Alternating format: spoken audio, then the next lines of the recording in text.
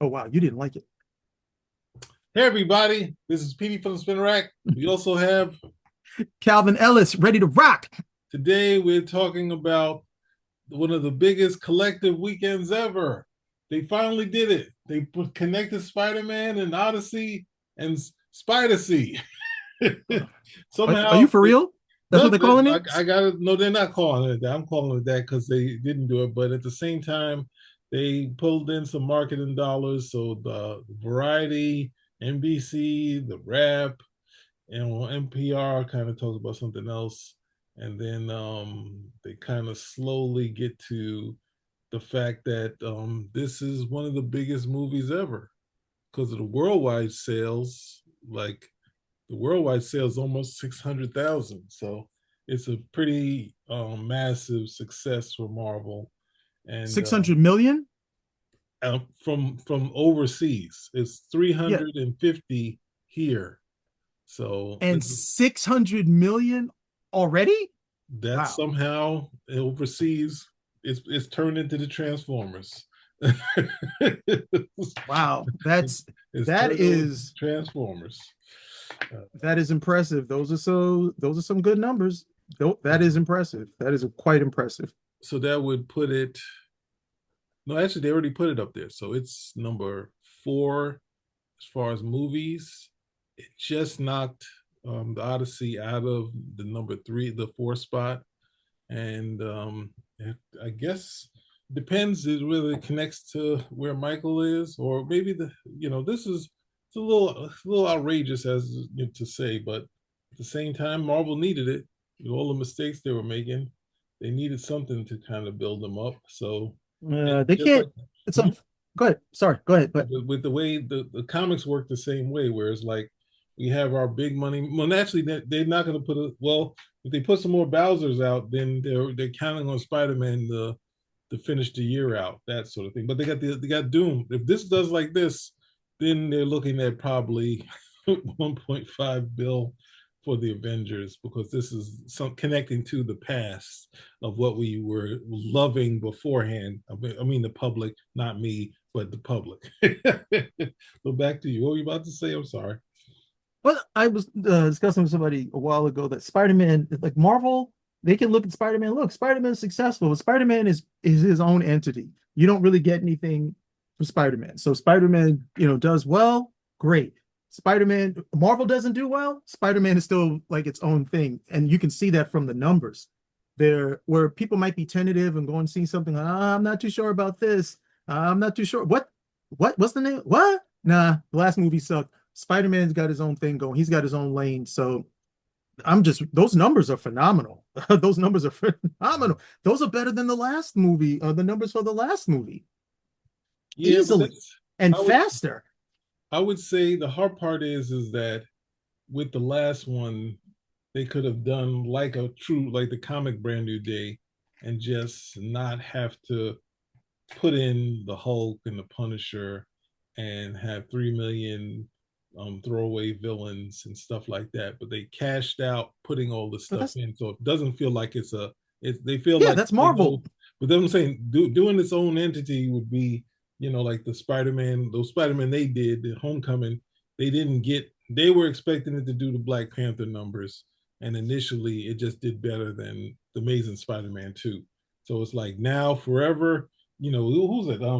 Jake Gyllenhaal was almost like a superhero in the second one because they played Mysterio as a hero early on, but of course it was going to be a twist in that sort of story. And then of course doing three Spider-Mans was a big deal. So they're like, F it. They want three heroes and then we're going to connect. Now, well, we know what the hint is in space, which is like in Spider-Man in space, which I'm not sure what story they're going to do for that, or if it's going to be Secret Wars or something like that. That's Yeah. Secret Wars. That's Doomsday Secret Wars Battle World stuff because I don't think the next film is out for a bit. I Mm-hmm. think from what I'm hearing, like the next film is in like, till like maybe 2028 at best. So yeah, that'll be that. But those are some really good numbers for a film that I had some issues with, even though I enjoyed it. Yeah, but it's the last thing I'll say is it feels like the death of the solo movie And for our That, listeners, people would throw in Marvel Team Up or Two in One, but those were lesser titles for that. And to build up, to decide, hey, Spider-Man and Spectacular are doing well, let's change it to Web of, and then to get those numbers up, because it's like we know Spider-Man can sell more, and that's what they ultimately did before right around the time where Todd McFarlane. So there would be Todd McFarlane, and then it'd be Spectacular. No, it'd be X-Men, Todd McFarlane, Spider-Man, Punisher books. X-Men, I mean the books, all the books. Todd McFarlane, Spider-Man, Punisher. Then the Spider-Man books, the other two. Later there'd be a third one, and then it would be like the Avengers until Avengers. Everything else dropped, but those books were kind of carrying the load for the thing. So, but now it's kind of saying we should be doing team ups forever. So um let's get on to it. that Unless you have something else, keep going. Yeah. no, that whole thing. I think Batman pretty much set the tone for that when we're going to use multiple villains in the film, and Marvel just continued. What was the film? I think it was like the second Thor film. They probably ran some test audience, and when they saw how positively people reacted to just the cameos of certain heroes that Loki was supposed to just be, transforming into impersonating, they were like, "Well, why don't we just, put the real thing in?" So that's where they're at. And Spider-Man is one of the few heroes who can carry his own film, where he doesn't need multiple villains. He doesn't need any other heroes in there. He's a compelling enough character where he can. I mean, that's Spider-Man the first movie, Spider-Man second movie. Then they go to the third one, and they decided, well, if it was good enough for Batman 2, we'll do double for Spider-Man 3. But he's one of the few who can actually do that. So they're really leaning on him to, I guess, to try to get a win for the Marvel Universe proper. But Spider-Man is his own thing. He really doesn't need them to do any of it. I would wish they would listen and and not have. Well, let's get to the movie. What do you, well, let's see. We have from the last movie, he's made this wish and wished away his friends. And even though they're using the Brand New Day title, where his life was changed, it was changed into status quo where he knew everybody, stuff happened, but he didn't have the connection with Mary Jane. So this is playing that out, but he is completely distraught over this. But it makes himself throw himself into his work as a superhero, and somehow this has turned into him being the most popular character in New York City. And the only would say like Spider-Man had kind of an edge, like a kind of a love-hate relationship with New York in the comic books, and that also goes to kind of how New Yorkers are. So as you could love Starks, you could love Patrick Ewing in basketball. You could love the baseball players, and then you can hate Giambi, that sort of thing. Spider-Man had that same feel, but obviously, in an argument that I was having with a friend of mine, they're doing this for the maximum, and it's working like crazy. But at the same time, the public loves him. His personal life is just falling apart, and he won't make a new personal life because I guess he doesn't want to have new things. But at the same time, they showed all those quick shots that we saw. They're all just quick shots. The cover of Spider-Man, wasting time, having who's that guy? The Boomerang, having Tarantula, Tarantula, all these guys. Ramrod. Tombstone. Ramrod is a terrible villain. So I was like, there's no other thing that could happen. But it's like, and then my Well, favorite. Hmm? the problem is you got people to speculate based on this. People are like, "Oh, Tarantula's gonna be in the movie. Let me buy the comic." Ramrod, let me buy the comic. This guy, let me buy the comic. And literally, most of them were just freezes. They were just freezes. Tombstone at least got a speaking line, but otherwise it was just a freeze for everybody else. And the the Scorpion, the Scorpion is, he is the quintessential story, his story, because he was a character that was faster and stronger than Spider-Man. The webs couldn't do anything. How he used it initially, just trying to web him up, because he was strong enough to break out of him. And after getting beaten twice by him, the third time he doesn't get more superpowers. I just want to state that he doesn't gain any powers. He doesn't stop holding back. He just he blinds them. He ties his feet to the ground, and at that point, that slows the Scorpion down enough from the dodge, and then he can get some hits in. But it's all the stuff to encumber the scorpion, because he just, but that's also part of the book that used to be using your head. So he's going through all this struggle, and then at the same time, we have this big monster truck that's going through, that brings in the Punisher, trying to help them out, and there's some past history, a la the the Jedi in the Attack of the Clones, where they're like, "Didn't I save your life last time?" Which is a kind of standard fare to get some of this banter out. And then when Spider-Man finally stops it, and I think it runs into the damage control is going to be this big part of the story. It's this thing out of, if you ever see the movie Fallen, or even the first Venom, where the person is moving from body to body, and like kind of teasing Spider-Man at the same time, this adversary that he can't stop. So that leads you into the first thing, but at the same time, he runs into his friends, and he wants to be around them, but he can't. And that kind of leads him to, then afterwards he goes to like damage control, and he's kind of talking with them on what's going on, and have this adversary that he can't figure out. But at the same time, the adversary, for some strange reason, can't get into Spider-Man's mind. It's kind of one of those movie things where they just say, the character can't. They just can't do it. Why? Oh, because the spider, like, and a gamma rated mind, you can get into all these other things. But so at the same time as this is going on, it's a very emotional seeing his friends and family, and that leads him to, for some reason, have almost a second puberty with his spider powers. They also kind of show videos in the background showing spiders going through changes.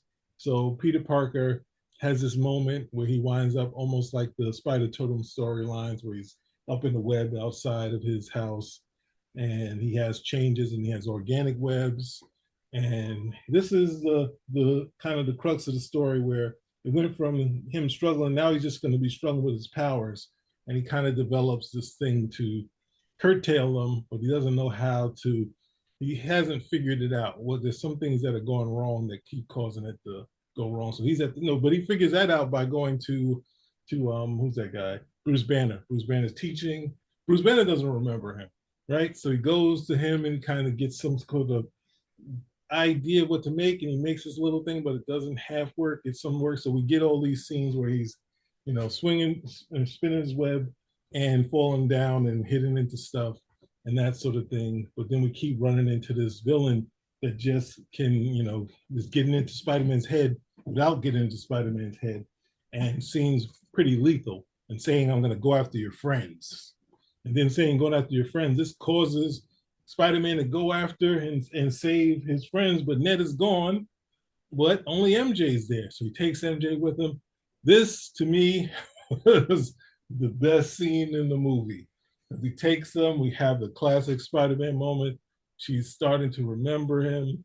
They kiss, and it's actually the adversary that we don't know. And he said, "You thought this really gonna work, huh? You really thought that was gonna work?" And then we also, because the thing is, I'll get into it later, but we kind of scenes we've seen before. MJ the adversary causes, MJ to kind of fall to her death, and Spider-Man saves her. But his only idea how to do it, take her away to somewhere safe, and it turns into Final Destination for like 30 seconds, and we find out it's not a Final Destination where everything can kill him. It's actually the Punisher's hideout. So they go to the Punisher's hideout. There's some funny banter there, and the Punisher's gonna protect her. And at the same time, MJ being together, he helps them fix this kind of thing that curtails his powers, and it also creates one that will work on let's just say it, a mutant or someone with some sort of powers. It can curtail your powers, probably if you're not fully hulked out or something like that. Just using the Hulk as an example. So, now since we've already seen who the woman is, they figured out who the character is. This is this woman called Jean Elaine Grey. And it's like, oh, now she doesn't show up as other people. she goes into damage control as herself because they got maximum money now. We got Sydney with a Sink in there, so Sadie Sink in there. So now we need to see her. She goes in, stops everything, and at the same time, she came with backup. She brought the Hulk with him, and at the same time, MJ says to the Punisher, "You need to go help him too." So we have the thing that I was dreading the most, the Hulk and Spider-Man fight. But they play it out similar, not similar, because Spider-Man is somehow a little more durable than I'd expect him to be, but kind of play it out the same way Iron Man, the Iron, what was it? What's it? Hulkbuster Iron Man versus the Hulk, where the Hulk has a moment afterward where he could, almost kill Spider-Man, and he reflects and he realizes, but he kind of remembers, and then the Hulk goes. See, he just stops himself. But at the same time, they finally stop. They go in, even though Sydney Sue got everyone. Spider-Man goes in there. No, actually, from that portion, that's when he get. Doesn't he get his? No, he doesn't get his full strength at that point. He's able to stop Jean Grey. They put this thing that stopped mutants on the back of her thing. The other one, Spider-Man, has just curtails this crazy mutation. And then next thing you know, they realize that Jean has been she says her sister Sarah, and they realize, oh no, something happened to her sister Sarah. We've been wrong all this time. Spider-Man has to go in and save the day and try to find her. But at the same time, what's in damage control is just tearing apart Jean Grey, and they're pushing her beyond her limits. And Spider-Man's going in to save her at the same time. Punisher's going to help. And then next thing you know, what's the name? Jean Grey is pushed past the limit, and she almost knocks off a large radius from this island to crossing into New York City. So they're like, oh no, we got, she's been lethal all this time, or close to lethal. We don't know what she's going to do, and Spider-Man's trying to get there. She controls all the damage controlled people, and they got the hand with all these special weapons. They're beating up Spider-Man and all this stuff. And next thing you know, he thinks, what else to do? Ultimate Spider-Man, destroy the thing on the back of his neck, and now the fans are getting the Spider-Man that can't be touched. He can survive hits from these things, and he's way faster. And the classic Marvel thing that you saw in Captain Marvel, just stop holding back. And then, but it comes into a poignant moment, which Spider-Man gets to Jean. Jean is ready to kill the director of damage control, and then said, now she can go into his mind because she's got all his power now. But she runs into May, and it's a really good moment, and it gets her to calm down. And then, but the Punisher doesn't know any of this is happening. So from a long distance, he's trying to take out Jean Grey, and when he does, Spider-Man realizes what's going on. Even though he's got all his extra speed and powers, he doesn't move her aside. He takes the hit. He takes the hit, and he's bleeding out. But we see, what's the name? We see Jean keeping him breathing, because that's the thing. Your body can stop functioning, but she's operating her as a mind, so you can keep breathing, so oxygen just keep going into his brain. I don't know how that works scientifically, but this is what she's doing. And we have Spider-Man in the hospital. It's a tough thing for the public because they see him like that. And the public is, even the Punisher is the one who brings him to the hospital. They get him to the hospital. Jean is doing it from long distance, helping him breathe. And then next thing he comes awake, all the people are there. It's a big, powerful moment. And Spider-Man, even though before that they have MJ and him have a tough moment, but he kind of reconnects with Ned as Spider-Man, and then in the end as Peter Parker, and Ned remembers. So Spider-Man has saved the day. He's more connected with the people even more than when he started this movie, and he has a connection to more powers. So what are your thoughts? I got through all of that. It was a lot. What do you say, sir? Dude, you barely took a breath. Okay. So, I think I was off on one thing. So yeah. Well, did you like the? Well, I mean, you said all that. Did you like the film? Oh, God. The tough part for me is I started to kind of see what their direction was. So I think overall for the audience, it's an okay movie. They kind of put a little too much into the soup. They put and it wasn't a thin soup, but they like kind of put everything they could possibly put into this movie to make it for a Spider-Man who's kind of a local hero type of deal. But they kind of like, so for me, it was a struggle because it's really not my Spider-Man. It's kind of like Spider-Man with the Daredevil type of cast with a Foggy and a Karen Page and kind of like the what's that thing, Harry Potter, because I always would say Jimmy Olsen, but I kind of feel like the Harry Potter dynamic where they go through, like he goes in and runs into the Black Widow, and he goes into somewhere else, and he runs into the Punisher and all the stuff and all the Punisher stuff, and it's kind of like, these things kind of pop up as far as the Marvel universe. But I always, when I read comic books, the Spider-Man world, you might have someone brush by, but you wouldn't have the world's, oh, it wouldn't be, the sandbox wouldn't be the full on sandbox. It would be Spider-Man's world. And then the editors would have to say, can I use this person tomorrow? And Ditko was like, we can't have, he was doing it. He was like, we can have them kind of run in, but it's kind of tough having these guys who don't fight together. So, but I think it was an okay movie. There were some things that I disliked, especially the end where he kind of gets more power. And I think that's not really the best answer to dealing with the stuff. But that's what those are a couple things that kind of killed it for me. So and my guy at a 10 out of, I say it's enjoyable. For me, it's kind of more of a 6. I definitely know the audience would love it. Obviously, that's why I brought up the numbers. But for me, it's kind of, they put so much in there and then kind of ending on they ended on the right note, but him kind of gaining powers, I know that the fans are like, yes, he can't be touched or hit. And they already hinted that with Doctor Strange. Doctor Strange couldn't hit him when he was knocked out. And I was like, I don't know if that's how he'd be on the ground. And like, no, his body, he's just, I don't know. But anyway, what are your thoughts? That's as close as I could give it.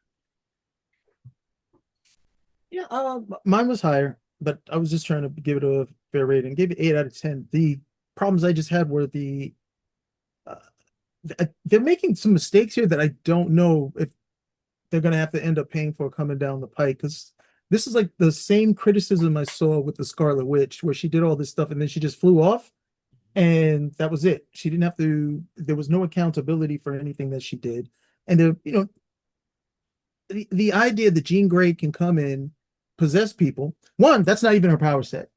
She didn't. I never saw Jean Grey do mind control. Telepathy is not mind control. Telekinesis is not mind control. Being able to read somebody's mind is not the same as being able to control them, and that's more like the Shadow King's power set. But maybe these guys have learned something new or what have you. But she shows up, and even from the flashback with her sister, what these guys are doing is not cool. You're not supposed to just be jumping into people's heads for the hell of it. And so she does this. We see her taking on damage control, just, literally wrecking shop, taking over people, so on and so forth. And then when we find out, oh, she's trying to get her sisters, like, oh, we were wrong. We got to help her. I'm like, really? We do? I'm like, this chick is dangerous. And then like, oh no, no, no, I forgot. We're gonna bring mutants in here. So we're already gonna have the collars to suppress the powers and all the stuff with the mutants that I can't stand. So they're already laying the foundation and the groundwork for that. I'm like, and the the idea of the last movie is that he went to MJ. He had the letter. He was going to introduce himself to her, and he just said, no, she's happy. It's good. I'm just going to move on. And then he spends the next 4 years pining. The next 4 years pining for this. That for me was just unrealistic. That was just unrealistic. Either go and tell her or move on with your life. But this whole I'm going to stalk him, be like their shadow friend, didn't make a lot of sense to me. And then the way she finds out, she finds this, Well, she finds the letter and reads it. And it's like, people just read other people's letters. They just like, hey, this happened to be here. Oh, it's a letter. Let me read it, page to page. Like, this isn't yours to read. And then of course it's always the same knee-jerk reaction. How could you do this? How could you not tell me? How could you? Okay, he shared a deeper connection, I would think, with MJ than he did with Ned. She's like, I mean, she's cold. I don't remember you. I have no feelings. all this other type of stuff. By the end of the movie, him and Ned are almost all the way there just with the handshake. It's like, oh, okay. I was like, this is so lopsided. She remembers absolutely nothing. There's no connection whatsoever. But him and Ned over here they're over here putting the Legos together again. They got the handshake down. I was just like, okay, I see what you're saying. I see what you're saying over here.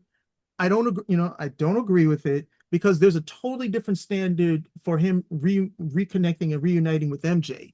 Okay, because she's his girlfriend, but Ned, oh, that's just his friend, just a dude. They just did some lightweight stuff at the end of the day. Oh, of course they can reconnect, but he's gonna have to re-earn whatever was lost over here. You can't just, get it back just like that. These were little things that took me out. They just really took me out of the movie where the villain, Jean Grey's a villain. Full stop. She's a villain. This is like some Magneto stuff she's doing over here. And she just goes off, on a bus. Supposedly she's going to meet Professor X upstate.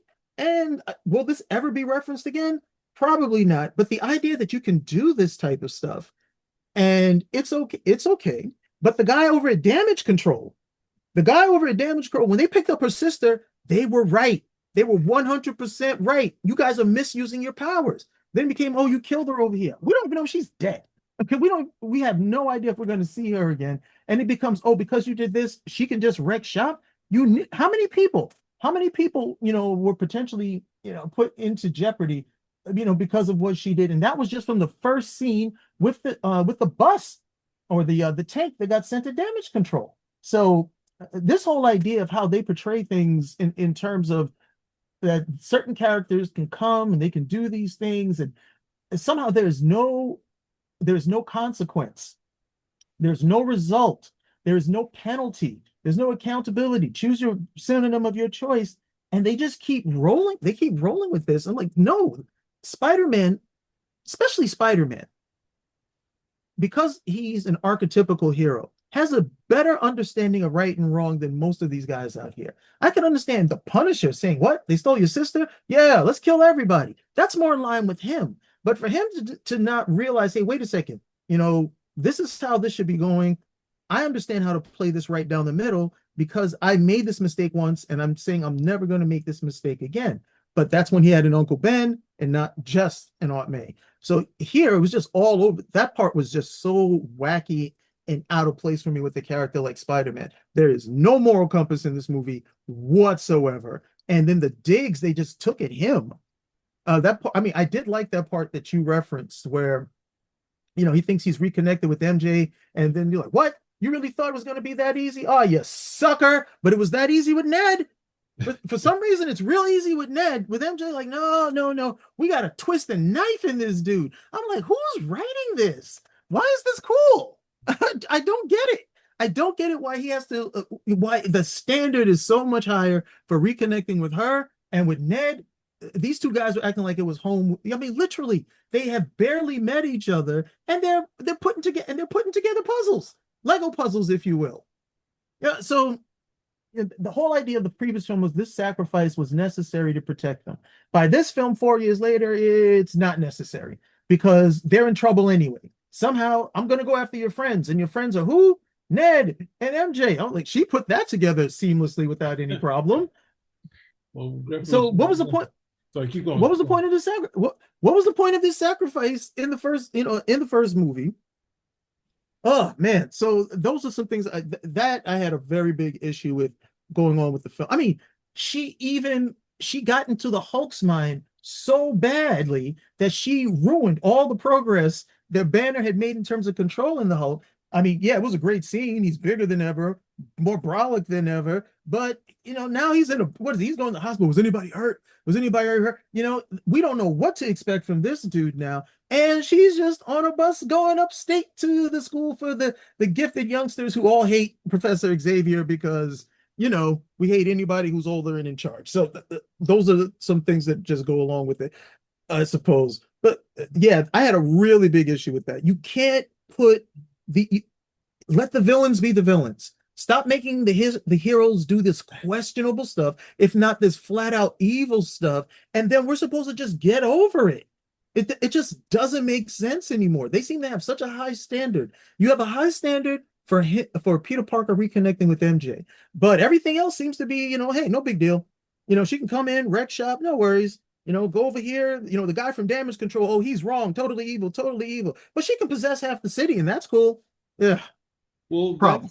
that's the big thing in comic books of saying, like Magneto, like Rogue, like the Sandman, because we kind of like these characters. We look past, the idea like, okay, Sandman's because we like the issue where Thing and Sandman have a drink together, right? Oh, that's great. Then when he says, I'm gonna go straight, when he comes into the hospital, oh, that sounds great. He's like, the Sandman in the comic books was on the FBI top 10 list. You don't get off of it that easy.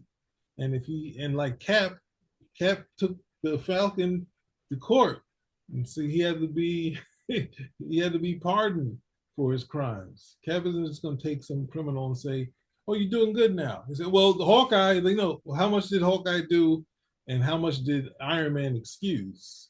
He was enthralled by the Black Widow, and he held back. He had him right where he wanted him. He like with a great drawing by Don Heck, and he was holding back. So that's where the same with Quicksilver and Scarlet Witch, where they were under orders from what's the name, but when they were fighting the X-Men said, I never felt that you guys were really that, and I think it was like a process, but at the same time when you got big crimes like Rogue attempt murder on Carol Danvers. I mean, Magneto's tried to kill the X-Men, and terrorist acts, More than taking, once. More than yeah, once. terrorist acts against Magneto moved the entire America. planet out of alignment. Yeah, there's that. So there's so much he's done that you can't, to say, oh, we went to the world court, and he was exonerated there. There's a U.S. court, and the U.S. court doesn't necessarily follow along with the world court. It's World not. Court. You get tried in the World Court for international crimes. You get tried in the U.S. court for United States crimes. So you can be acquitted in World Court Yes. and still wanted for crimes in U.S. court. So, but even then, Magneto still had to go to court. Yeah, yeah. He still had to be tried, and he should be the great example because Magneto went through the process, got was like, okay, I went through the process. See, I'm here, and then what did he do? He went right back to being evil again, like suckers. Yeah. Oh, well, that's the thing that people miss. Like a lot of times when they say, they go, look at the past and say, do a story in the past and say, oh, look, why are they trying to make him into a bad guy again? It's like it's a story in the past, and at the same time, this is what the Claremont wanted. He was like, that's why we send Xavier into space, and when he came back, he wanted, the Shadow King to kill Xavier because he didn't want the guys that could fix everything there anymore. Like I got Xavier out, Storm and Magneto can make mistakes. They can try to do something. They can go to Australia while the New Mutants, some of them get killed, or the mansion gets killed, and the New Mutants have no home. It's like, and where are the X-Men? Well, Magneto, no, they had to leave. They decided Magneto went bad, as you just said. So I say, let me go through the issues I have, because I want to get back to Jean too. But that's a bigger issue, is the idea of trying to have a hero as a villain again, or hero that having an anti-hero in this thing, or a villain, or a person with a past type of deal going on, where you have characters that had long story arcs with Spider-Man. I think Jerry Conway did a big long thing for Tombstone. I said one of my favorites was, I don't think doing the Scorpion story as a full on story, as the main villain, because he is a kind of a punch out type of thing. It is going to be a physical battle, even though in the end of the first one, Spider-Man had to do more than just use his fists. He had to use all of his webbing, all this other stuff. But I don't know if you could do a movie from that.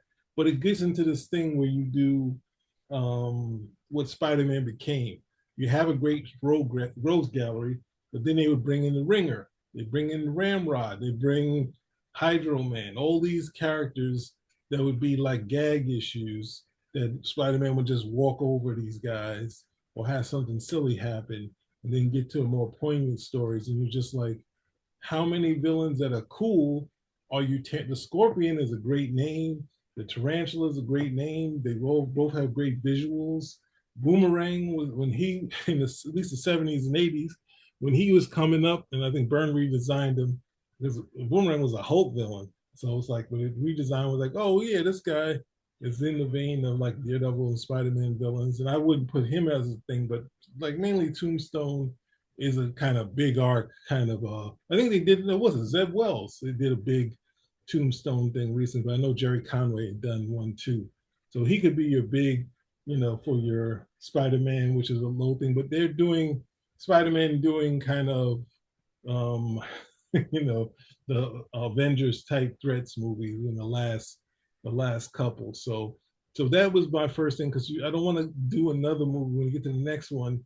We'll see him wipe the floor. We're getting these nice moments with all these villains, and he's gonna wipe the floor with these villains too. So I'm like, Of course he oh, is. Of course he is. Look, the Scorpion is one of his more difficult villains to face, 1-to-1. And they've taken him, and literally he's the bum of the month club. He's a ringer, yeah, as you said. And this was supposed to be a guy when he showed up. You're supposed to like, okay, well, how's Spider-Man going to beat him this time? Because he's strong, he's fast. The webbing doesn't work. How's he going to take him on this time? He's got no problem taking this dude on, and it's not the first time we've seen the yeah, Scorpion. He's literally reduced to the bum of the month club. yeah, And this was one of the criticisms I had with Edge of the Spider-Verse, where it becomes that the only villains who are worth a day are the ones who can bring like some sort of earth-shattering consequence. Like mm-hmm. the Spot comes and Miles Morales just takes him out while he's buying a chimichanga or something of that nature. And then by the end of the movie, he has to take him serious now because this guy's become a multi-universal threat. Is that the only way that Miles Morales has spider powers? He's not this universal god that needs to have to fight these guys. But this is what they're doing to the standard villain. They're not letting them engage with the heroes as they used to. It's like, no big deal. I can just take them out, no problem. And then this guy has to come over here and get all of this power to be taken seriously. The Scorpion should have been a tougher villain for him to take, regardless of whether or not, well, their approach to the Scorpion, I think, is not very good.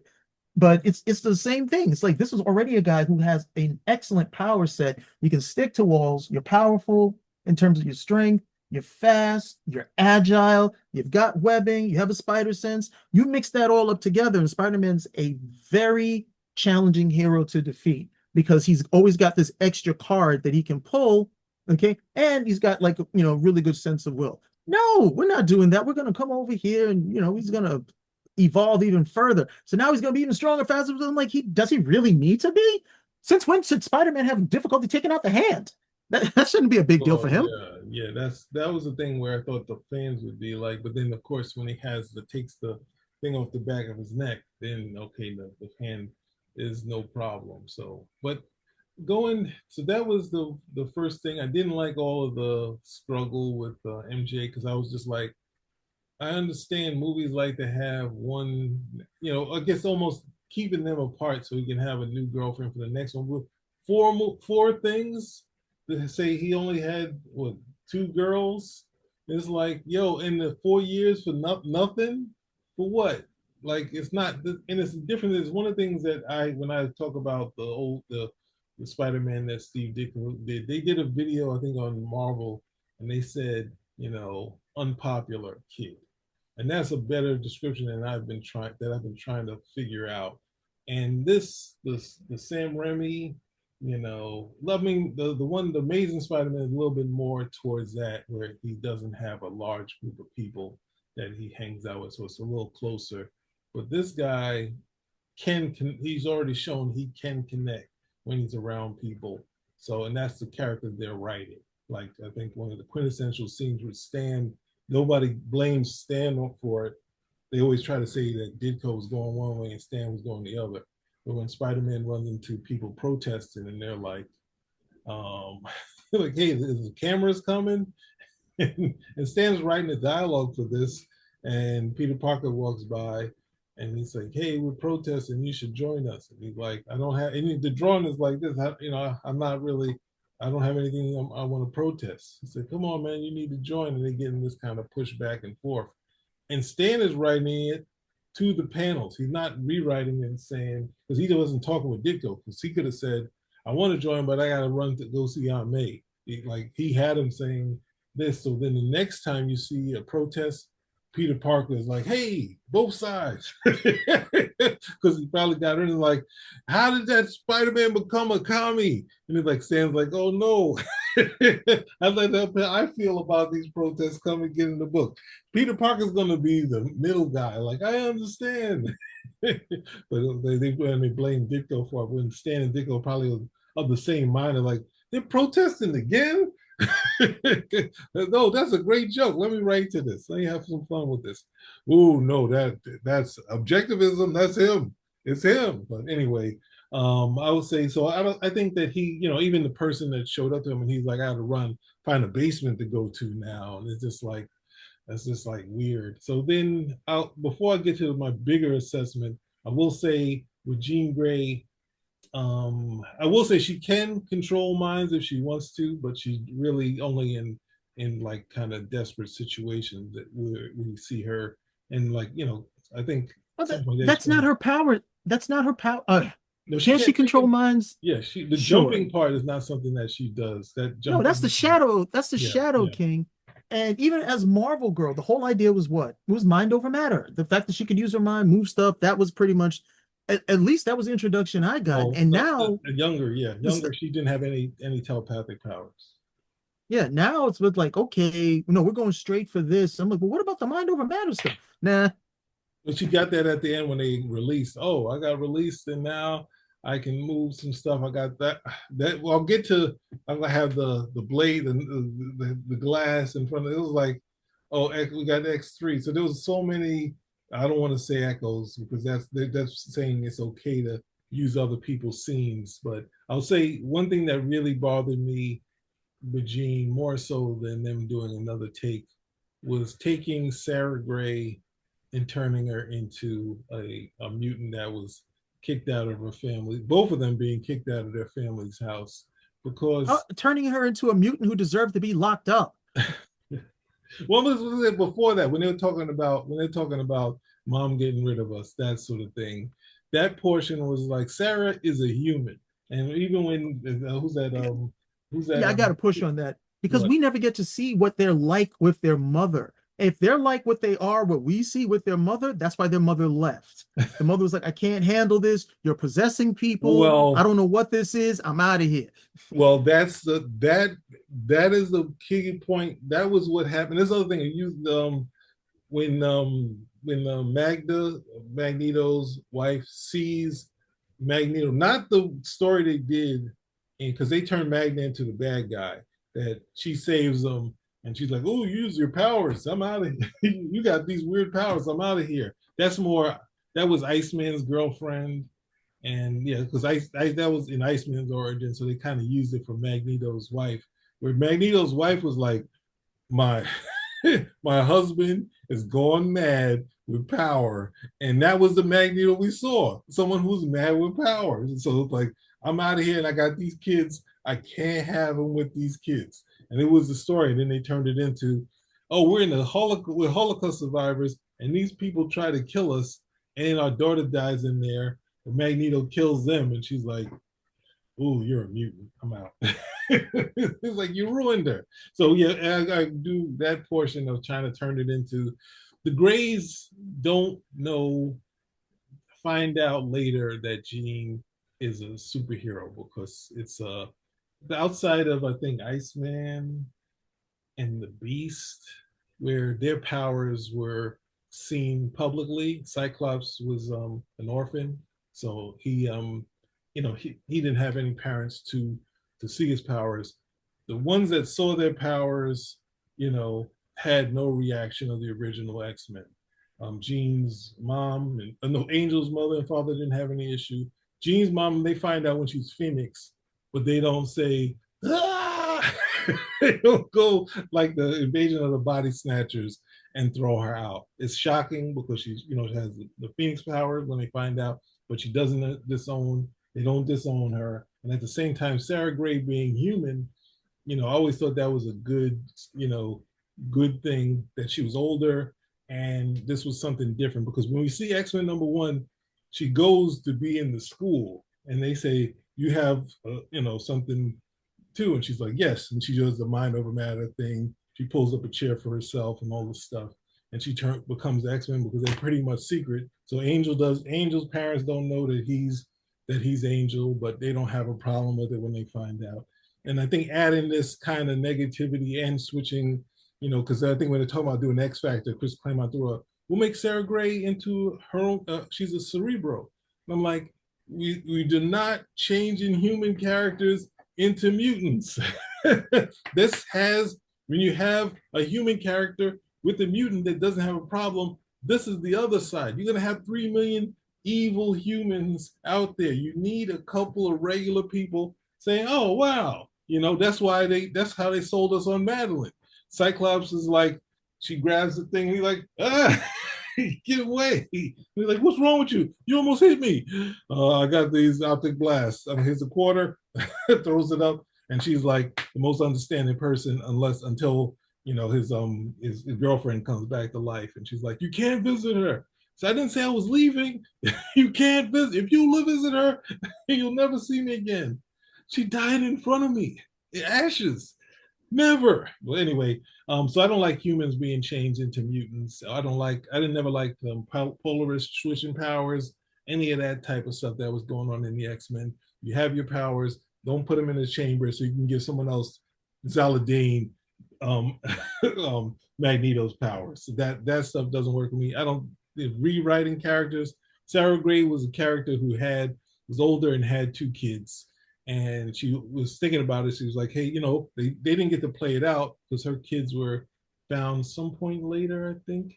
But would they become that? So that was something Sarah had to think about and wonder if they would come under strike. So it was a good character, and having a normal character with that. That's kind of Marvel, not turning everybody into a mutant. But what can you do? They made it into a scene where you have 2 girls together playing around, and then one gets attacked. They're not going to look at what you said. They're going to say, screw damage control and damage control killer. They're all wrong. That's how the audience is going to be. We don't care that Gene stopped the whole block. We don't know who died in the stuff being frozen like this. They were playing hopscotch with people's minds. Hey, this only bad if it's Wonder Woman 84. It's okay if it's cute girls doing it. It's okay. I don't want anybody to get the wrong idea. I really enjoyed them. I thought the movie was a lot of fun. I had a lot of fun. I saw it with a kid, and kid was like 10 out of 10, and they were all excited. When's the next movie coming out? So like the enjoyment quality. I'm happy that it's successful. I'm happy that it's successful, but I think they're doing things in these movies that they don't realize they're writing checks that they're not going to be able to cash later. You are putting this ridiculous standard on him reconnecting with MJ, and I don't understand why, because it's easy enough to do with Ned. You made this sacrifice in the last movie that obviously didn't need to happen according to this movie. We're getting introduced to mutants, and we're already at Days of Future Past. We haven't even gotten a chance for the mutants to come in and interact, but we're getting a glimpse of why mutants are dangerous because of the stuff these guys are doing. It'll be the same thing. Like one of the things that they don't even do this anymore in the Spider-Man movies. They didn't do too much of it. But initially in the comics, Spider-Man is looked at as a menace because J. Jonah Jameson is always, lambasting him, pillarizing him. He's always after him at the end of the day. Here, the city loves Spider-Man. Yeah. The city loves Spider-Man. So it'll be something. I struggle with. Yeah, it'll be something different. It'll be something different if we're introduced to a Spider-Man and he's like stealing apples with his webbing, and the guy's over here like, stop stealing my apples. So at the very least, okay, we can have some understanding of why people don't like him, but we don't get any of that. But with the mutants, we're given a reason right here as to why you should fear these guys. Look at what they're doing. That's not cool.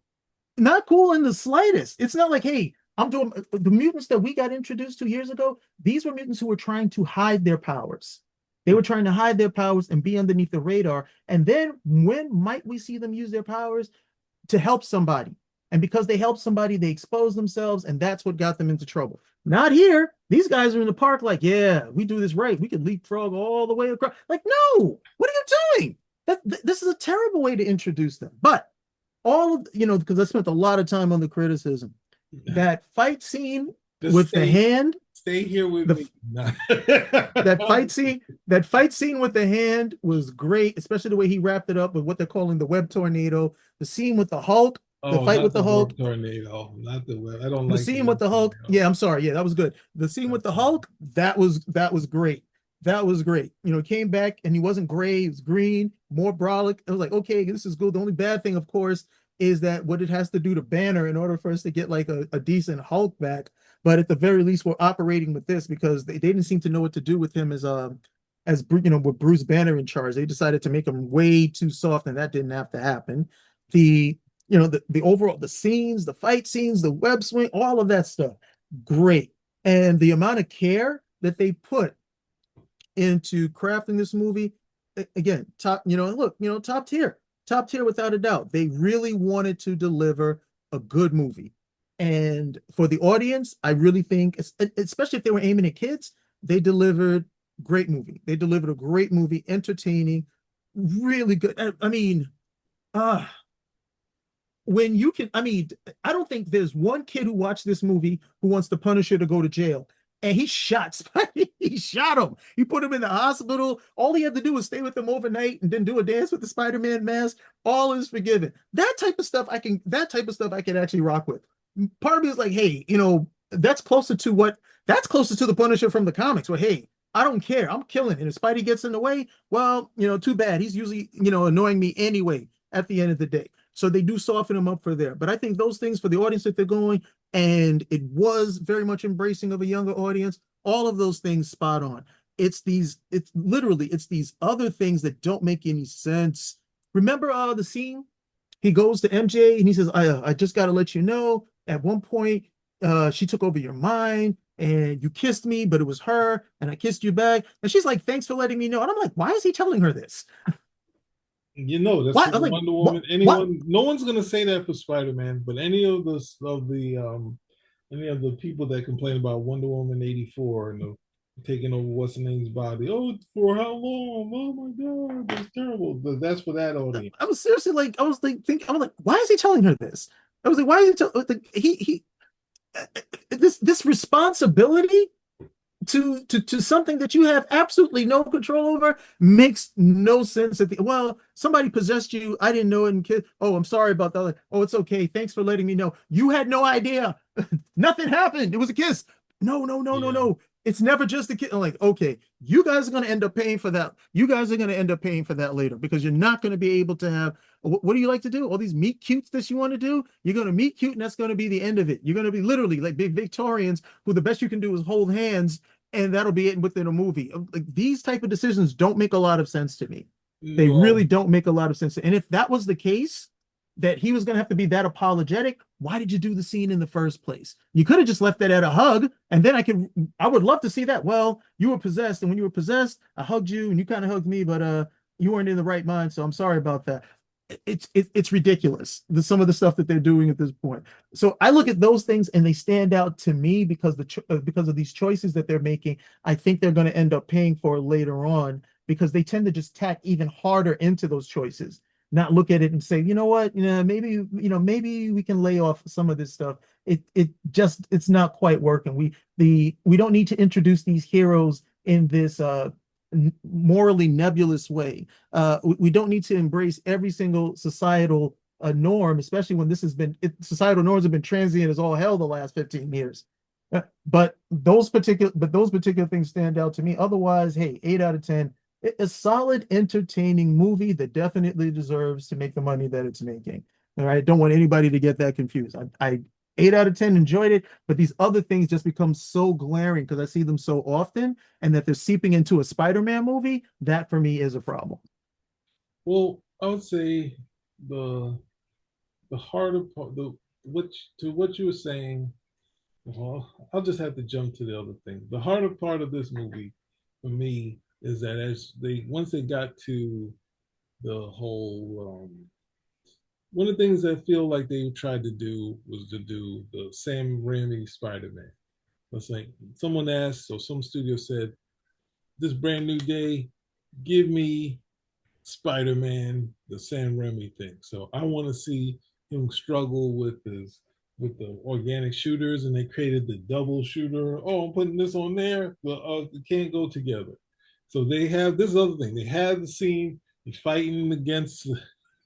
He's swinging the webs. He can't control it. He's going crazy. Every swing is a problem. Get MJ. Every swing is not a problem. And I'm like, all right, this whole thing, this is trying to get to your the San Remy thing, and then as it went along, then it's like now I'm starting to see some other movies in here.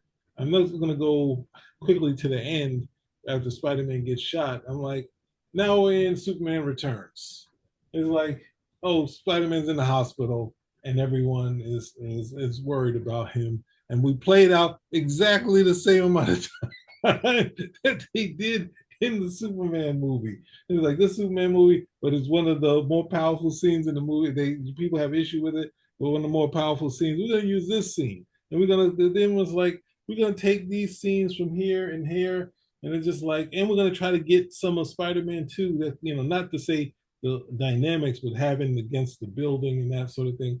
Let's get some of those dynamics in here. And it feels sometimes with these movies, and in the movie, the most visual thing we started seeing in it wasn't as they didn't do it as visual in Venom as they did it in the movie, the Denzel movie Fallen, where Denzel standing here and one person walked past saying something, and the other person walked past, and then the other one person walked past.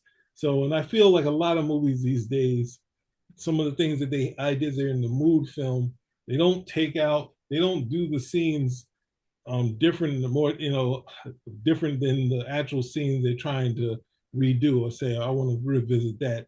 And it's harder to do revisit stuff because you're not revisiting stuff from the 40s and 50s. You're revisiting movies that in the last thing, but most of your audience hasn't watched them. Only big moviegoers are like, or I mean, hard part is saying the Spider-Man stuff because the Spider-Man stuff did you could see the San Remy stuff and be like, yeah, but it's not Dr. Octopus, it's that sort of thing. So the hard part is when you make these movies and you say, make sure we have scenes that are similar to the stuff that's in there. And I want it to look like this stuff. That kind of kills it for me because I'm like, it could be with all the stuff they've added in there, you don't need to kind of have, we're taking Gene and doing this jumping thing, which is like the Fallen or the villain that was in what's that thing in Venom, that sort of thing. When I'm just like, Yeah. this is supposed to We're be making her evil. this is supposed to be Proteus. Proteus is moving through bodies and killing them at the same time. And at the same, and then you get there's a big X-Men. I'm like, and you set up Proteus because you saw the kid in what's the name? And they're like, no, we're going Dark Phoenix. Now Mars isn't here to say it. He said he's not going to do no Dark Phoenix. What do you think they're doing right here? What do you think they're seeing in the what's the name? No, but they're like our big money, even though they haven't made big money in the films for Dark Phoenix.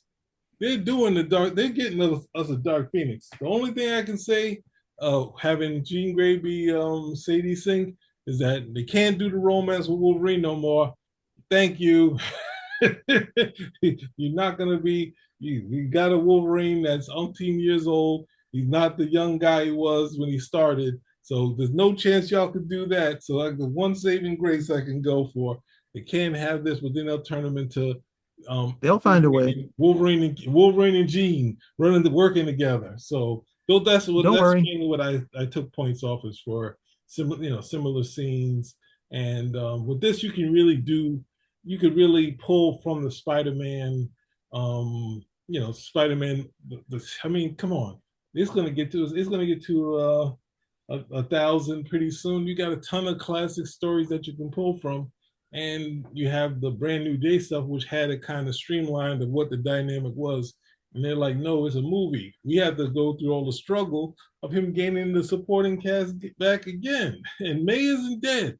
May as long as it's going to be Tom Holland, and they're going because he's talked about passing the baton, so that could happen after all of these movies. But I don't. At this point, Nicholas Hammond was a grown man when he was doing it, and it didn't lessen my enjoyment enjoyment of Spider-Man. So at the same time, even though now she's kind of like how Odin or any of these other characters are, they come back in these poignant scenes for what she could have been in alive, but it was to get the maximum of death. So people want her dead or want the the idea of May dead, but then she's back. We had the scene that they're hinting. Oh yeah, and I was totally against Gene for some reason not being able to crash into his mind. He's like, oh, I can go through all these other people's mind, but not Spider-Man. Oh, don't explain it to me. I'm not Spider buying it. I'm not buying Spider it. Sense. I'm Spider not. Sense. That's not. That does not. There's no that you can't just. The spider sense is too much of a cure all, and it screws Well, up I get. everything. Hey, it's working. It's working until you get some more power. You're not getting through the Spider Sense. Oh, and she would have been able to get through the Spider Sense, but then he got that power up. So now she's definitely not getting through it. But how would you say the spider sense is doing I have no idea. I don't care. It don't make any sense to me either. that? That she can So, read everybody else's, she can read people's minds now. She can do all this stuff, but she can't read his. Makes no sense. and I guess the last thing with the damage control, this is connecting the mutants to the military already, where Xavier's stuff was just Xavier saying, from whatever I see, I don't want these young mutants to be out there in the cold. It's not a dream of we'll be out there, held in hand, a young mutant child and a young human child together. It wasn't that. It was, hey, let me train them. They'll be able to go back in society. And this group that I'm having here, he already experienced some evil mutants, or even before the Shadow King Amar and Farak, there was Lucifer. So he already how he lost his legs. So he knew there were adversaries to deal with, and that's what he was going to deal with on his own. But since he lost his legs, he developed, using mutants to do that. So Xavier does that from his own volition, deciding to do that. This since Jim Lee and the Fantastic Four, which led to the Ultimates. What's the name? Before the Ultimates would be Rob Liefeld's. He did the military in the who's those guys? Nick Fury. Both of them did Nick Fury before the Ultimates. So you had the government doing this, where the Fantastic Four, the Avengers, the X-Men, all of them were non-government agencies. So the Avengers slowly connect with the government afterwards, but their initial thing is from the Rick Jones and his team brigade Team Brigade. puts them together. So they actually answer the call. The Fantastic Four can't, and these heroes answer the call anyway. So that's kind of shows you the heroism that you want to see in these things, where it's kind of people making a decision, even the X-Men being kids, and they come to a military establishment that was taken over by Wolverine, and they go to the military and they say, give us 15 minutes. And then they say, oh, wow, you guys did it it's only 14 minutes. And you took out Magneto, which a lot of people forget when they think of the original X-Men. They just think, oh, they're just They don't Superman. forget. So, They don't stop giving people credit. They don't forget it. They never read it. yeah, yeah. They don't know about this stuff. No, I mean, look, there's maybe some long time guys, we've been reading, or maybe people who got into it and said, I'm going to actually consume the back issues and really immerse myself in the history. Most people know the movies. That's it. They don't know this other stuff. All right. And then it becomes the normal stuff where, oh, kids are not supposed to be running around doing this thing. And the whole idea with the X-Men, this was the other thing that people didn't consider, especially like now, is that these were kids who were, when they were hitting puberty, they had powers, and some of them were really powerful. Yeah. And they couldn't control their powers. It was going to be a problem. They could end up dead because somebody's like, oh, wait a minute, this is out of control. This is some super villain. They wouldn't even know. So Xavier was like, no, let me bring them in. Let me train them. I'm going to teach them how to use their powers. And if they choose, they can actually come over here, be part of this crack team, and we're going to go out there and stop the bad guys who are just going to make it harder at the end of the day. That's the initial lay of the land. We don't get that anymore. We get the automatic introductions to the government. Xavier is some sort of Xavier is a groomer. By these people's standards, we don't get any of that. There's no nuance to it. To be honest, it's not even nuance. We don't get an accurate representation of what these characters were when they started. But again, they don't care. Yeah. That's not their concern. I'm just looking at this like, man, when the mutants hit, this is gonna really suck because I'm gonna have to be bothered with this. And I purposely don't read X-Men comics because I have never liked this setup. It never made a lot of sense to me. Now it's gonna get dragged in, and I'm gonna have to deal with it in the movies and the stories I actually like. Now, maybe that's one of the reasons I had like more criticism about this because it's like these mutant overtones at the end of the day. Whatever. Well, Love okay. Spider-Man. Don't love a lot of the decisions. Well, the thing is, I think the hard part is because they had already done mutant stories before the X-Men, until some sort of What you mean, public, like what do you mean, like the Angel? what was it? They did, was it Ted Carter and what else? What's it like in the comic books? They'd done stuff where they kind of had that sort of thing, but from Magneto, possibly Magneto saying, "Hey, Homo sapien superior," even though they didn't state it like that. When the X-Men were seen as positives until Oliver Trask or Larry Trask and that sort of thing, and then once it became, "Oh, you're born with it." When there was specific people, you could have anyone. There were specific families that were connected. That was always the thing. So, but trying to do the victim, wanting revenge thing for every one of them, all the originals have different things. Cyclops, using his powers and getting attacked. Iceman getting, differently, but at the same time having layers to it because his girlfriend sees it and he saves her and she kind of runs off. So it's kind of like, but you had the characters showing the characters doing the right thing first and not turning into I got to kill everybody, trying to figure out. That's why they're trying to get out of there, trying to figure out how they're going to survive when there's these angry mobs coming after them. And kind of lost when you get to the present. You just want to say, "Oh, here's a dead mutant over here. Here's another dead mutant over there." And I say it to people, it's like, "Oh, you know, Storm was like it's going too far into the X-Men, but ultimately they got their big success. They have this thing which in my mind is kind of, like having, like Daredevil, Spider-Man's kind of the Daredevil of this thing, and they have Foggy and Ned Leeds, because I never really understood Ned, but then he was kind of like, "I'm the guy in the chair," and I'm like, now I'm seeing this like, oh, he's the friend, because that's what it became later when like Foggy was rival for it was the dynamic was like Iron Man, and it kind of changed into what it is now. So it's kind of like, but it seems like stuff that I wasn't necessarily seeing when I first would say he was like kind of more like Jimmy Olsen, but it feels like it's kind of having the Daredevil dynamic of you, your girlfriend, and your best friend, and then having what's it kind of Harry Potter thing. And this is what I think they were kind of doing for these four movies that they've done of Spider-Man, which I've been kind of like, this is kind of askew, and people like, no, this is like this is everything that you see in Spider-Man. So, but it having him have having friends, this sort of thing. Everything you see in what Spider-Man? What?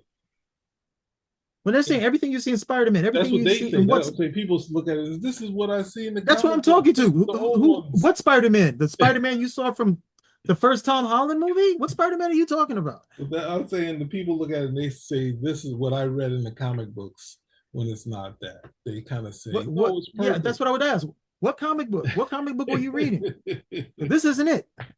Yeah, but it's super successful. So, and Yeah, I'm happy for the success. I want to see another movie. I would like to see another two at the end of the day. I think that the casting that they have, if you want to do the whole setup of me, my girl, and my best friend, that's fine. But then you cock the whole thing up when you're like, oh no, they don't know who I am. Well, what's the point if you're going to keep them around? Mhm. Yeah, and they Just had the a larger cast with all the kids from school, but Yeah.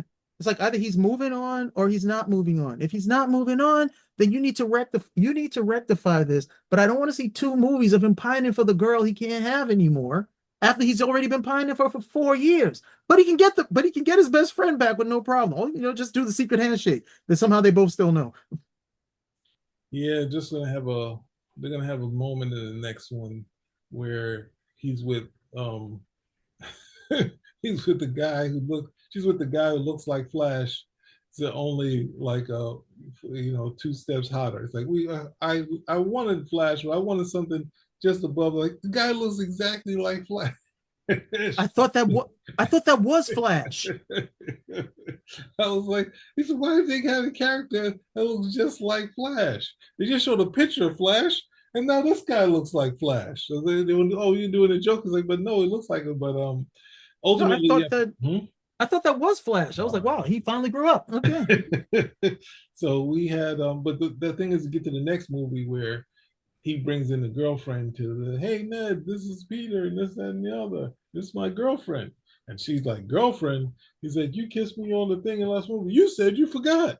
And then the boyfriend's like, oh, you don't love me. The word love.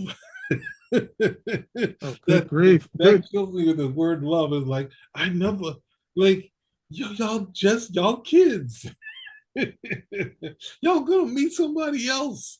Spider-Man met a bunch of girls. You got Betty, then you had Liz, then you had Gwen. Mary Jane was the wild one. She was the one Yep. we couldn't tie down. Then you had like was it Cindy? What's the name?